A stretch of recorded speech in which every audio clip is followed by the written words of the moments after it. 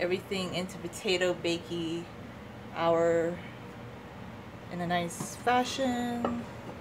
Let's see. I want to have room to work though. It's kind of tricky. So maybe I'll just like put the pan over here. You're not going to see that because this workspace. Doing a little bit of a live stream here. Potatoes.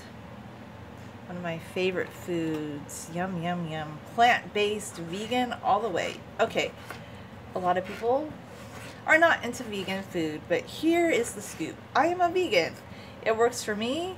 I am not like a preachy vegan. I'm not going to be like, you have to be vegan, but I do know that a plant-based diet has always worked for me. Like, well, it has for 4 years anyway. And it's kind of anecdotal, but everybody else talks about this horrible flu they're getting, and I haven't got the flu. I mean, sometimes over the past year and a half, I do think like I've indulged a bit more in junk food than I would like to, but I am trying to just get back to more like whole foods, just making food at home from scratch. I still do cook, but like for the first couple of years that I was vegan, I did a ton of smoothies and hummus salads and potato bakes, and I just made everything at home from scratch. And then like a year and a half ago, I started eating some of the vegan junk foods like the Amy's meals and some of the Gardein and things like that. I'm trying to get away from that more because I don't want to be eating that all the time. Just, you know, I feel a little bit lighter when I just make things at home. So anyway, I love potatoes and I love a potato bake. So one of my favorite things to make, maybe in the evenings, well, this is the morning, is just a potato bake. I roast the potatoes, and you can't really see where I'm putting them right now because there's just not enough counter space with the visual of the camera. So I do have a better camera, but I left it up in the mountains, so I haven't had access to it for a few weeks. But also I can't live stream with that camera because right now I'm doing a live stream of just chopping up potatoes. So anyway, I'm thinking about like comments that I like on live streams or any videos, and I try to be open to comments. Like, I never just want to not be open to comments, but I just have decided, like, some people, they're very comfortable with putting everything about their life out there, and they don't really care, like, what information they post about themselves online. But personally, I don't feel somebody needs to know everything about me on the internet. It's not like I'm some sort of, like, privacy, like enthusiast. I just don't. Like, for instance, if somebody asks me something that I just think is too personal to share on a video, I'm not going to answer it. And it's not that I'm trying to be rude. And I guess this is how people, they get page views, but I'm not that way. My channel has never been that way. So if you enjoy watching live streams where I talk about things that just pertain to, like, my interests and where I share what I'm comfortable sharing, then yes, please share along.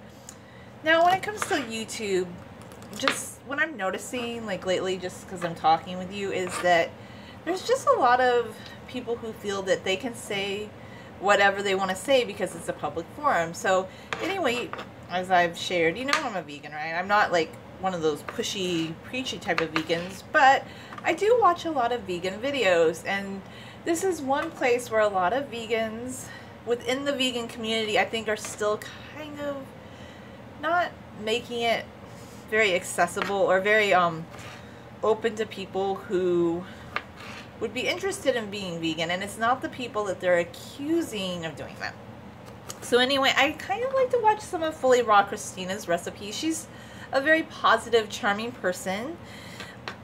I'm not a raw vegan, but I do believe how she's encouraging people to eat, you know, fruits and vegetables. I think that's a good thing. I mean, everybody can benefit from eating more fruits and vegetables. So anyway, a lot of people, they come to her videos because they seem to have a problem with the fact that she has money to travel. And I'm thinking, oh my goodness, really? She has money to travel? Who would have thought of it? And I'm just thinking, okay, so you've never, like, heard of bloggers who travel, like travel bloggers? Or okay, so I guess somebody was saying, well, she makes things that are too expensive. And she made one recipe and it was a salad. It was actually a pretty affordable recipe when I looked at all the ingredients. It had some garbanzo beans. Okay, I wouldn't eat them raw personally. I would just cook them. But you know, she wants to eat them raw. That's great. It's working for her. I know a lot of people don't like this completely raw diet, but she's very healthy. So it's actually, it works for her. I'm all about, you know, personal ownership of eating the way you want. So that's fine. And it had some sprouts and it had spinach, and none of the ingredients in this salad were overly expensive. They were all pretty accessible. So just keep in mind, everybody who's watching this video has access to the internet. So I'm guessing some people watch this video on an iPhone, which they're not cheap, or they watch it on a computer. So here they're complaining that she's making a salad and that it's too expensive, but this was one of her more affordable recipes. So it's not even that. You don't have to do everything someone does in a video, but just to complain about every aspect that, oh, they need to know, and that people buy things wholesale. Well, guess what? Anybody can buy fruits and vegetables wholesale. It's true. Like, you could just go to your wholesale market. I mean, if you live in a really rural area, you probably couldn't, but if you live in LA, anybody can go to the wholesale market. Anybody in a major city or in a suburban area where there's a wholesale market, anybody's free to go to those and buy reduced price produce. But there are other options. Like, you can go to Smart and Final.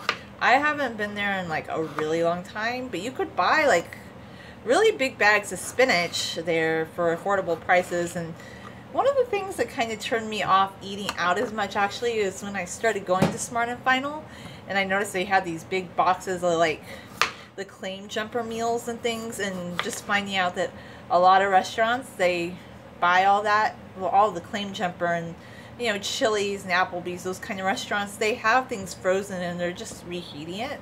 A lot of the components of those meals are just reheated and served to the public at a much higher price point. But anyway, the whole point is you don't even have to have a Costco membership if you live in the U.S. This is probably not going to work for people outside the U.S., but there are a lot of places you can go to buy affordable fruits and vegetables. And if you think somebody's diet is just like that astronomically high, you don't have to eat like them. But I do know, growing up as a primarily vegetarian person, and even people who weren't vegetarian, they know these certain tricks that if you go to the store, they sometimes have a discount bin of vegetables. Like for $1, I kid you not, I found like 6 pounds. I didn't buy this day, but I found 6 pounds of zucchinis. 6 pounds. And they were on discount because parts of the zucchinis didn't look pretty. There are places you can go, like if you're willing to look around. There's a couple of food foraging sites where they share where you can find low-cost food. There's like meetups. There's places you can go to find affordable fruits and vegetables. So I don't know, like, I don't feel like anybody owes me. Okay, this is kind of an old-fashioned mindset, but I've been talking to friends over the last couple of years and opening my mind to things like that part of the potato is not good. We're going to cut it out.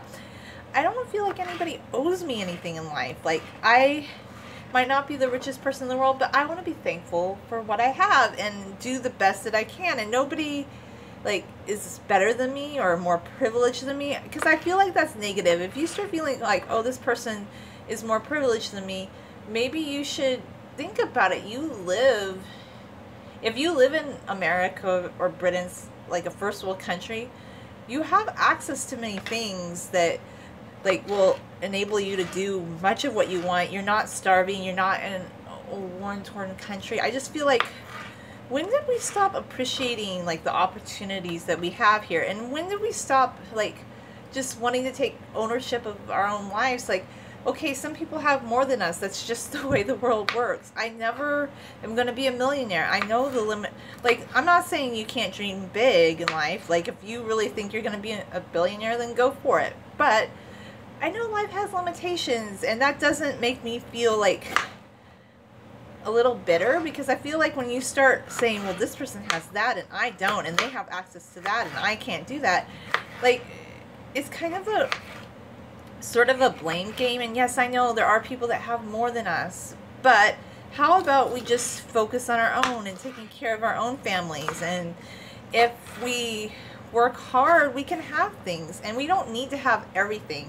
Like, what kind of changed over time was, okay, if you watch some of the old videos, like after that took place after World War II, they talk about like family life in America, and they'll show like a family and some kids in this house, and people were complaining in this one video because this lady was cutting up vegetables, like she was cutting up a cabbage and potatoes, kind of like what I'm doing, and she was using all the good parts, and I cut out the bad parts. Like, I don't waste parts of a vegetable. It was called, you know, that's what home economics is. Like, people learn how to be resourceful with the food they had.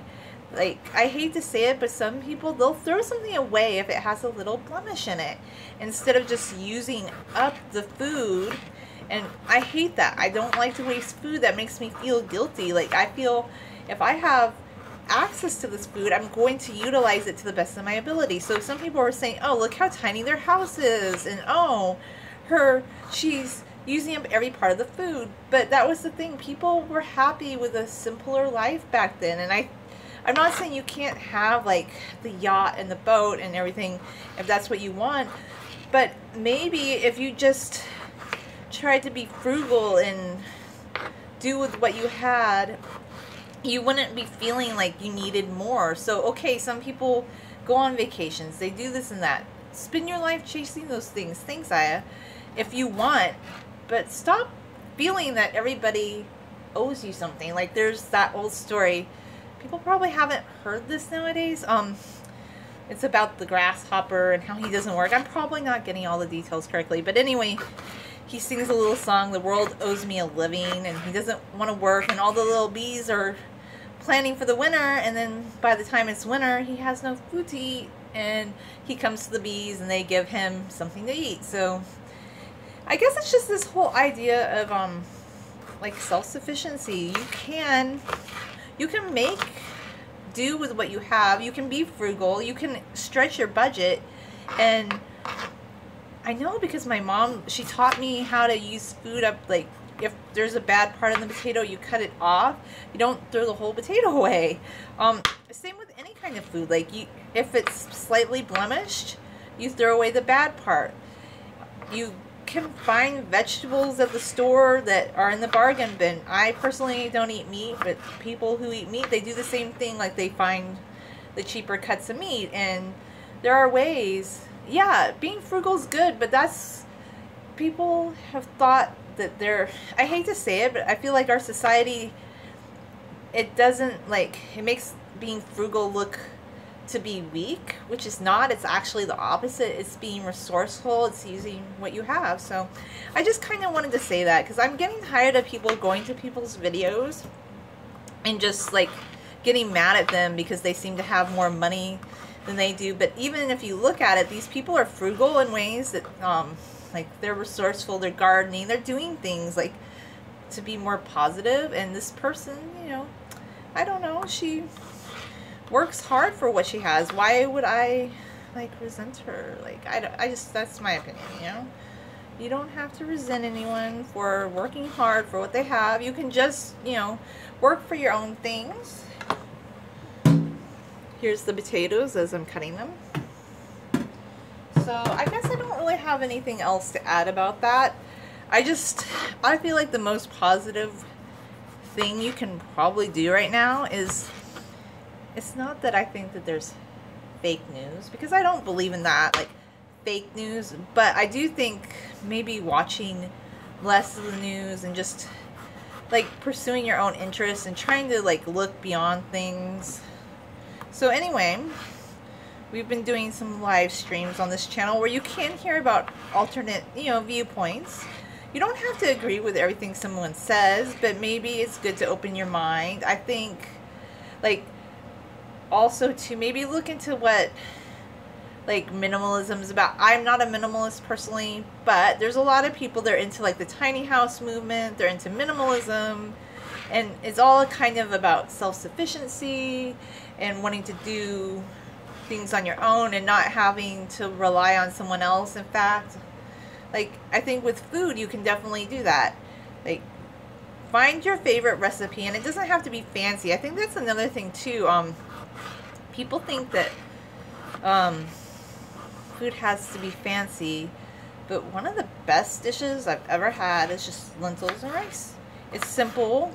It has seared onions, lentils, a little bit of cumin for flavoring.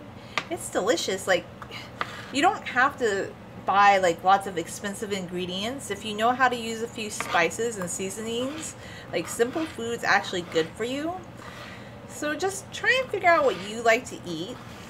This is not a preachy channel. I am a vegan because it works for me, but I don't really want to say what works for you, because I know I'm realistic. I know how other people want to eat. I want people to tell me how to eat, so I will share a lot of vegan food on here. That's my premise. So look into what works for you, what tastes good, what can you afford on your budget. Maybe just don't. Well, here's another tip. Like when I was talking about bargain produce, like, there are fruits, like, people are like, well, I can't afford fruit, but again, at the bargain bin, like, sometimes they'll have like this big thing of bananas that was 66 cents because they're a little brown on the outside. People don't like spotty bananas, but they're very tasty. I love brown bananas. They have apples.